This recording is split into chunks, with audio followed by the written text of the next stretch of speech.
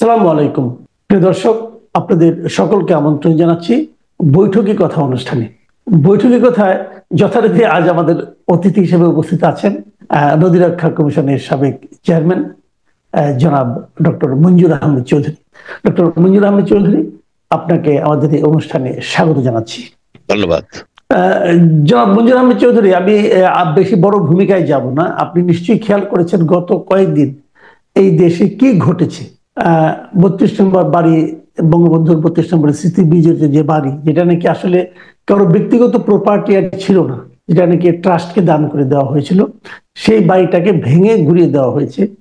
এবং তারপরে সারা দেশে বিভিন্ন জায়গায় আওয়ামী লীগের বিভিন্ন নেতাদের বাড়ি ঘর ভাঙা হয়েছে, পোড়া হয়েছে, আওয়ামী লীগের অফিসও ভাঙা হয়েছে।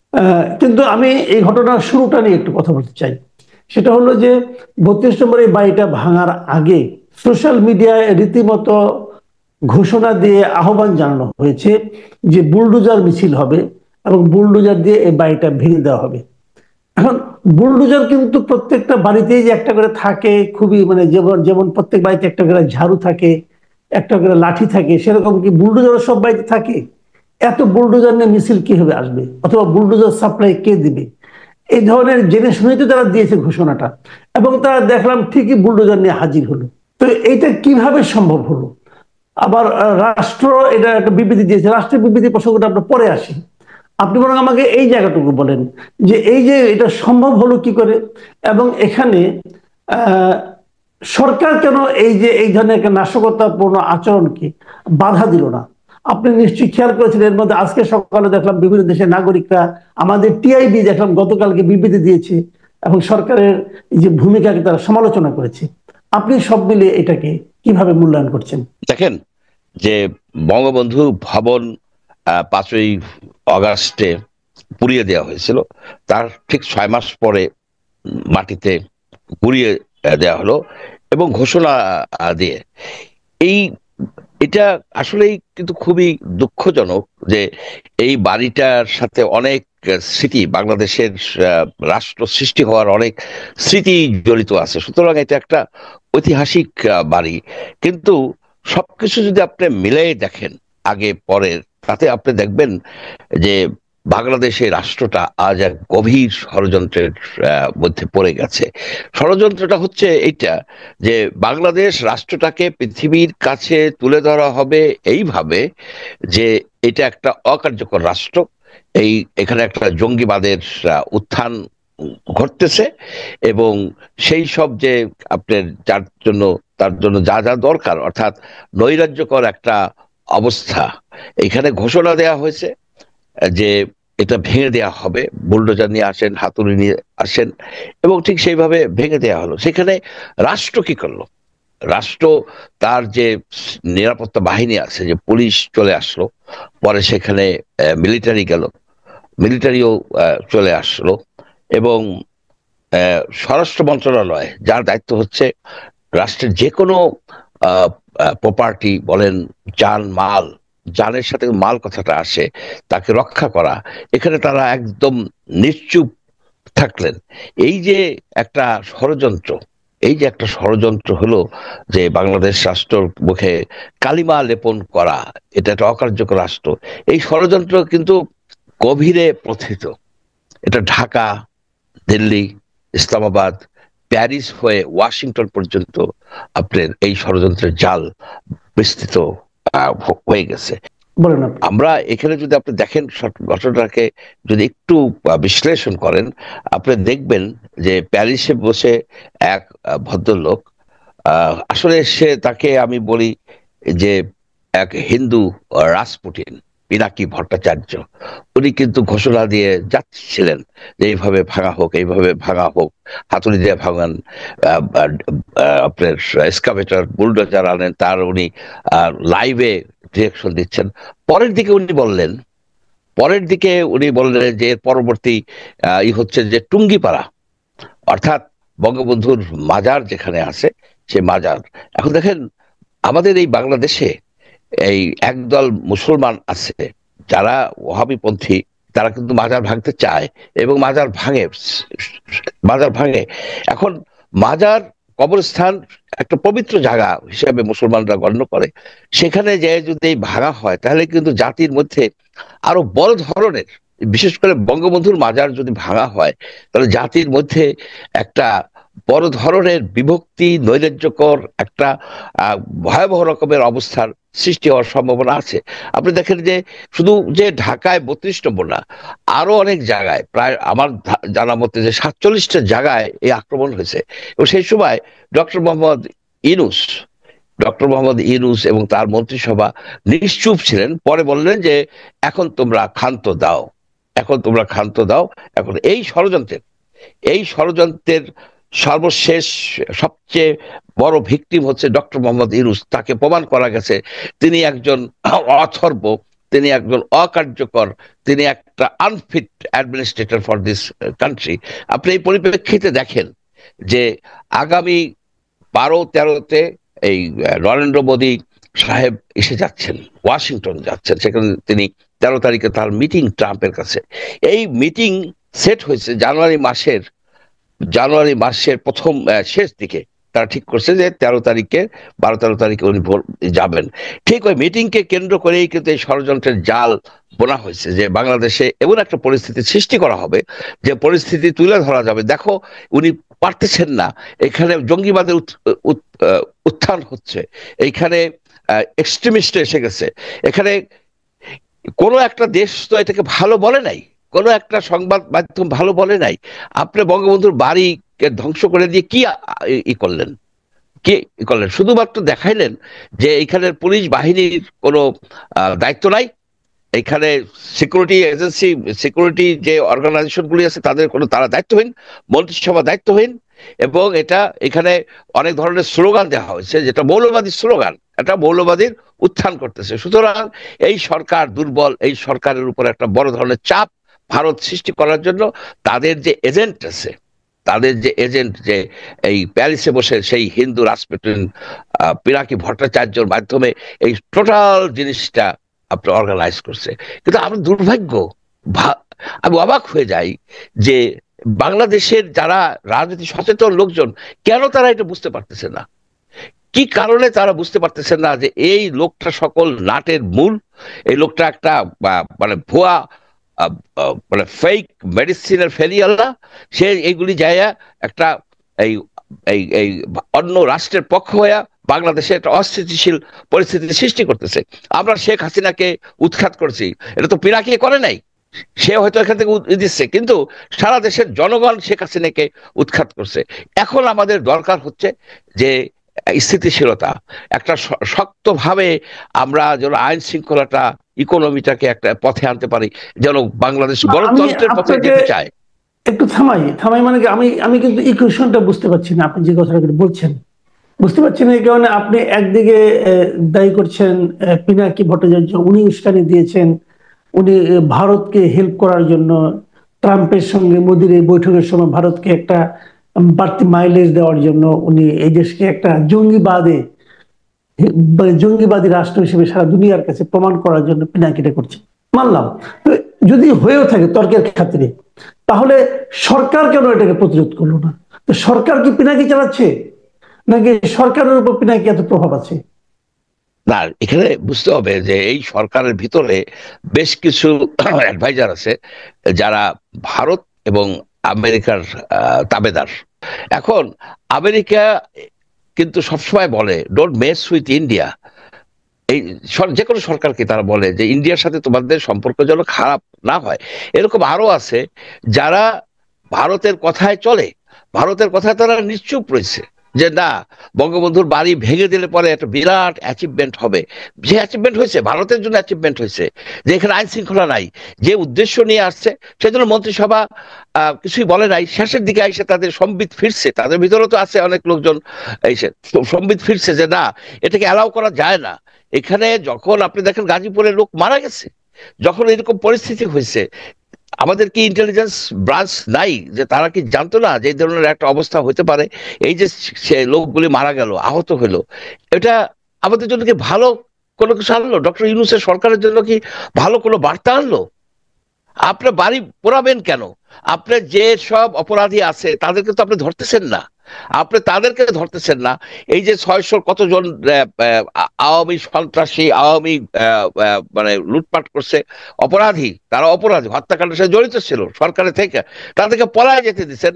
আপনি জিজ্ঞেস করার সাহস নাই কে তাদেরকে পলায় যেতে দিছে, কেমনে, কিভাবে গেছে? আপনি সেটা কিন্তু, আরাফাত কিভাবে গেছে, এই যে আরাফাত, আরাফাত কিভাবে গেছে, কারা নিয়ে গেছে, ওটা তো সেগুলি জিজ্ঞেস করতেছেন না। আপনারা দেশের মধ্যে একটা অস্থিতিশীল পরিস্থিতি সৃষ্টি করতেছেন, যাতে সাধারণ মানুষের একটা ভিতরে একটা অস্থিরতা আসে, তারা অস্বস্তিকর পরিস্থিতিতে পড়ে গেছে। এবং সরকারকে আনপপুলার করার জন্য যে একটা সুদূর পরিকল্পনা, একটা সুদূর পরিকল্পনা, সেই পরিকল্পনার অংশ হিসাবে আজকে বঙ্গবন্ধুর বাড়ি প্রায় গুড়িয়ে দেওয়া হলো, এবং এবং আপনি তার মাজারে আক্রমণ করার প্ল্যান করা হলো। আজকে সারা বাংলাদেশের প্রায় 47টা জায়গায় যে এই যে একটা বাড়িঘর পড়ায় দেওয়া হয়েছে, গুড়িয়ে দেওয়া হয়েছে, ইত্যাদি ইত্যাদি, এগুলোতে কি অ্যাচিভমেন্ট হয়েছে? তাহলে এখন আমি যেটা বলছি, যখন আবার আজকে দেখলাম যে পিনাকি ভট্টাচার্য একটা স্ট্যাটাস দিয়েছেন যে স্টপ, আর যা তারা অর্জন করার ছিল অর্জন করে ফেলেছে, আর যেন কোনো ভাঙচুর না হয়, এরকম একটা স্ট্যাটাস আমি এর মধ্যে দেখলাম আর কি আজকে। তো এখন এটা কি মনে হচ্ছে না যে উনি সবকিছু করছেন বাইরে বসে, উনি সবকিছু নিয়ন্ত্রণ করছেন? ওনার যদি এতই প্রভাব থাকে, ওনার যদি এতই দেশপ্রেম থাকে, দেশকে কিভাবে চালাতে হবে, এটা কি এখন জরুরি না ওনার দেশে চলে এসে দেশের দায়িত্ব নেওয়া? ভালো কথা। প্রথমত যে কন্ট্রোলড ডেমোলিশন বলে একটা কথা আছে না, কন্ট্রোলড ডেমোলিশন, যে এই জায়গায় বম দিয়ে উড়াই দাও, এই জায়গা উড়াই দাও, কন্ট্রোল ডেমোলিশন। তুমি এটাকে একটা কন্ট্রোল ডেমোলিশন অপারেশন হিসেবেই দেখছে। যতটুকু ড্যামেজ করা দরকার যথেষ্ট ড্যামেজ হয়ে গেছে। তো এটা তো এই ড্যামেজটা হচ্ছে ডক্টর ইউনূসের। উনি ডক্টর ইউনূসকে আন্ডারমাইন্ড করছেন, এবং উনি ওইখান থেকে, ওনার তো উস্তাদ আছে, ওনার তো বড় ধরনের ইয়ে আছে, মানে হ্যান্ডলার আছে, যে উনি তো ভারতীয় এজেন্ট। এর বিষয়ে কারোরই সন্দেহ থাকা উচিত না। আপনি যদি পিনাকি ভট্টাচার্যের সকল কর্মকাণ্ড দেখেন, তাতে যার কনসিকুয়েন্স হয়, সে কনসিকুয়েন্সের ফলে কে বেনিফিটেড হয়, আপনি এই জিনিসটা দেখবেন। যে একজন সৎ ব্রাহ্মণ ছেলে যখন প্রতিনিয়ত বলে আলহামদুলিল্লাহ, ইনশাল্লাহ, এসব কথা বলে, তখন তো সন্দেহ হয়ই আপনার এটা একটা ফেক লোক। এই ধরনের লোক কিন্তু বড় ধরনের এজেন্ট হয়। আপনি দেখেন যে লরেন্স অফ অ্যারাবিয়ার মতো হবে, উনি উনি অ্যাকচুয়ালি কেন ব্রাহ্মণ আছেন এখন? উনি তো হিন্দু আছেন কিনা, আমার তো, আপনি এটা কেন বলছেন? উনি কি হিন্দু আছেন? উনি তো অলরেডি একজন মুসলমান মেয়েকে বিয়ে করেছেন। তো ওনার এতক্ষণে মুসলমান হয়ে যাওয়ার কথা, মুসলমান মেয়েকে উনি কি করে বিয়ে করলেন হিন্দু হয়ে? নিশ্চয়ই অ্যাকচুয়ালি নারীকে আপনি হিন্দু বানাতে যদি পারবেন না। নিশ্চয়ই ইসলাম তো হিন্দুকে বিয়ে করার কোনো সুযোগ নেই। আপনার ওনাকে কনভার্ট হয়ে মুসলিম হতে হবে, হয়ে তাকে বিয়ে করতে হবে। আমি আপনি যদি যতটুকু জানি উনি একজন মুসলিম মেয়েকে বিয়ে করেছেন। তাহলে হুম ওনার হুম বৈবাহিক সম্পর্কটা কি? অথবা ওনার যে সন্তান হয়েছে, সেই সন্তান কি মুসলিম না হিন্দু? এগুলো তো আছে। কাজে আলহামদুলিল্লাহ, হয়তো আমার ধারণা উনি মুসলিম হয়ে গেছেন, হয়েই বিয়ে করেছেন, আমার ধারণা, কারণ জানি না। যে কারণে উনি আলহামদুলিল্লাহ বলতেই পারেন, আমি তো এতে কোনো অন্যায় দেখি না। না, ঠিক আছে, কিন্তু বাস্তবতা হলো কি, উনি যদি মুসলিম হয়ে থাকে, ওনার উনি কি কোনোদিন ডিক্লারেশন দিছে? আচ্ছা, আর মুসলিম হয়ে বিয়ে করতে হইলে কোর্টে অ্যাফিডেভিট করতে হয়, দিয়ে তারপরে একটা দিতে হয়, একটা অ্যাডভার্টাইজমেন্ট দিতে হয় যে আমি সাস অ্যান্ড সাস ইসলাম ধর্ম গ্রহণ করি, এই নাম গ্রহণ করি আছি, ইতি দিয়ে দেয়। হিন্দুরাও দিতে পারে, মুসলমান, একই ধর্মের মধ্যে বিয়ে হবে বাংলাদেশে। সিভিল ম্যারেজ বলেন আর মুসলিম ম্যারেজ বলেন, মুসলিম ম্যারেজ যে আইনটা, সেখানে কিন্তু দুই ধর্মের ভিতরে বিয়ে হওয়ার কোনো সম্ভাবনা নাই। আর আমাদের সিভিল ম্যারেজ যেটা, মানে কোর্টে যে কোর্ট ম্যারেজ যেটা করে, সেখানে একজনের মানে এই মেয়েটা যদি হিন্দু হয়, হিন্দু ধর্ম গ্রহণ করিলাম, তাহলে ফাইন, আমার কোনো আপত্তি নাই, আমার কোনো আপত্তি নাই, ভদ্র না, মহিলা যদি উনি হিন্দু তা হয়ে করবেন থাকেন। না। উনি তা করবেন কেন? উনি তো ইসলামের প্রতি ওনার বিশাল মানে আচ্ছা, অনুরাগ তাহলে উনি প্রায় মুসলমান প্রকাশ হয়েছে, করেন। উনি তাহলে ওনার মুসলমান নামটা চুজ হয়েছে। করলেন না কেন? নাম চুজ আচ্ছা, করলেন না কেন? কারণ পিনাকি ভট্টাচার্য তো উনি নাম বলে না, হয়তো হয়তো উনি তাহলে গোপন মুসলিম, গোপন ন মুসলিম যায় না, না, ইসলামের জন্য ইনশাল্লাহ মুসলিমের বলে, তো কোনো উনি কেন গোপনের বলে না? কোনো সুযোগ নাই। ইসলামে তো কোনো গোপনের সুযোগ নাই। ইসলাম ধর্মের মূল জিনিসটাই তো declaration. You have to declare.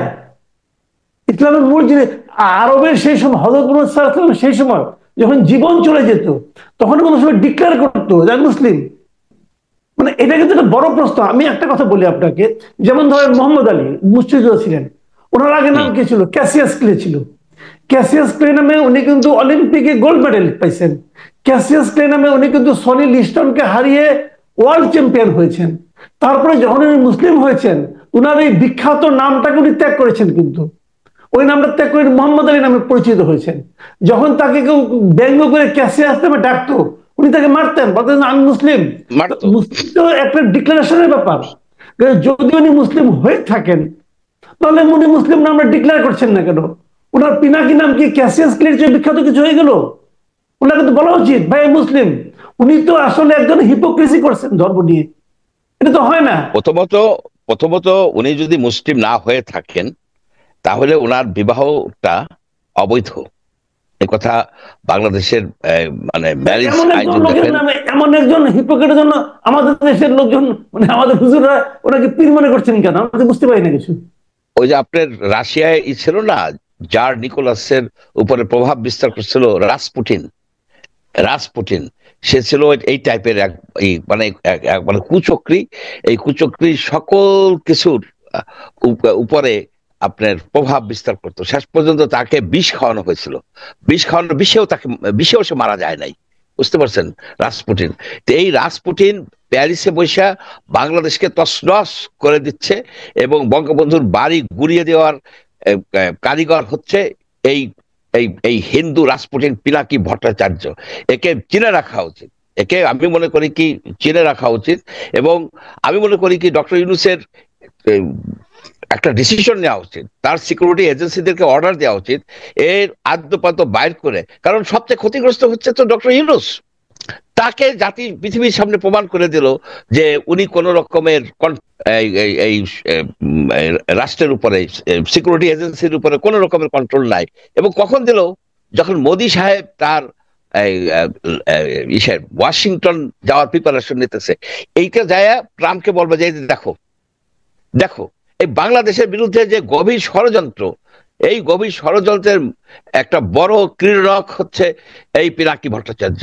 এইখানে ক্ষতিগ্রস্ত তো শেখ হাসিনা হয় নাই, শেখ হাসিনার তো ক্ষতিগ্রস্ত হয় নাই, আওয়ামী লীগের ক্ষতিগ্রস্ত হয় নাই, ক্ষতিগ্রস্ত হয়েছে ডক্টর মোহাম্মদ ইউনূস এবং তার গভর্নমেন্ট এবং বাংলাদেশ। এই জিনিসটা আমরা কেন বুঝতে পারি না? যে বোঝা উচিত যে এই যে টোটাল যে এই যে কন্ট্রোলড ডেমোলিশন টাইপের করে বললো যে এখন করছো, এই পর্যন্ত আর করা দরকার নাই। অর্থাৎ আর করা দরকার না মানে কি, আমি যদি না বলি তাহলে তোমরা কিন্তু চালাই যাবা, রাইট? এই যে জনগণের উপরে ধ্বংসাত্মক কর্মকাণ্ডের উপরে পিনাকির যে প্রভাব, এটাকে নিয়ে আমি মনে করি কি জার্নালিস্টদের স্টাডি করা দরকার এবং ডক্টর ইউনূসেরও স্টাডি করা দরকার। আমরা চাই যে ডক্টর ইউনূসের সরকারটা শক্তিশালী হোক। তাকে চারিদিক থেকে এইভাবে দুর্বল করে দিলে উনি কাজ করতে পারবেন না, উনি কাজ করতে পারবেন না। এখন বিদেশ থেকে যে নানাবিধ কমেন্ট আসতেছে কিন্তু, যে কেন এরকম হইলো, যে কেন সিকিউরিটি এজেন্সি সিকিউরিটির লোকজন চলে আসলো রাষ্ট্রের, যখন এরকম একটা অস্থিতিশীল অবস্থা তখন জরুরি 144 দ্বারা জারি করতে পারতো। করে তো জায়গায় জায়গায় গাড়ি বলে যে লোকগুলি মারা গেল, এর দায় কার? দায় তো ডক্টর ইউনূসের, সরকারের। সেই জন্য আমি মনে করি যে আমাদের বুঝতে হবে কে আমাদের শত্রু, কে আমাদের মিত্র। আমাদের এখানে ডিভিশন সৃষ্টি করার কোনো উপায় নাই। বাংলাদেশ রাষ্ট্র হিসাবে, জাতি হিসাবে আমাদেরকে বিশ্বের দরবারে যদি স্থান করে নিতে হয়, তাহলে এই সব কুচক্রী, এই যে বিরোধী শক্তি, এদেরকে আইডেন্টিফাই করতে হবে। তাদের কথা নাচতে চলবে না। একজন হিন্দু লোক ওই প্যারিসে বৈশা সে মুসলিম সাইজা এই যে মাদ্রাসার ছাত্র, এই যে ইসলামিক পন্থী লোকজনকে যে মডুলেট করে, এর পেছনে যে কি মনস্তাত্ত্বিক কর্মকাণ্ড আপনি জানেন। যে তার যে এই যে আমরা যে একটা করছিলাম, মানে ওই একটা এপিসোড করছিলাম পিনাকির নিয়া, ওষুধ কেলেঙ্কারি নিয়া, সেখানে কয়েক হাজার কমেন্ট আসছে। আমি সেই কমেন্টগুলো একটু স্টাডি করে দেখছি, বেশিরভাগই হলো ফেক অ্যাকাউন্ট থেকে আসছে এবং এগুলো বট। একই রকমের কথা দিয়ে তাতে মনে হবে যে লক্ষ লক্ষ লোক মাসুদ কামালকে ডিসলাইক করে। আসল ঘটনা হচ্ছে এটা সফটওয়্যার ক্রিয়েটেড, সফটওয়্যার জেনারেটেড। এটা বোঝা উচিত লোকের। আপনার একই সাথে 50টা পড়ে যাচ্ছে। আপনি যখন ভিউ নাই, কমেন্ট আছে, এগুলি বটের যেসব ক্যারেক্টারিস্টিক সবগুলো, সেই জন্য এগুলিকে আমি একদমই করি। Pinaki is a cyber criminal. এর হাত থেকে বাংলাদেশকে রক্ষা করতে হলে অনেক চিন্তা ভাবনা করতে হবে রে ভাই। জি ঠিক আছে, আমি আর এগুলো নিয়ে আর আলোচনা কি করবো, আর ভালো লাগে না এগুলো। সবচেয়ে বড় কথা হলো কি, আমি হতাশা বোধ করি। প্রিয় দর্শক, আমরা অনুষ্ঠান এখানে শেষ করছি। আমি কেবল এটুকুই বলবো, আমি আসলে খুবই হতাশা বোধ করি এই কারণে যে আমরা তো এই দেশটাতে আছি। এই দেশে যদি আগুন লাগে, তার উত্তাপ কিন্তু আপনার আমার গায়ে লাগে। যিনি দূর দেশে বসে থাকেন, হাতে শ্যাম্পেনের বোতল নিয়ে দেখেন যে আগুন ধরছে, উনি আগুনের রূপটা দেখেন, তাপটা দেখেন না। তাপটা আমরা অনুভব করি।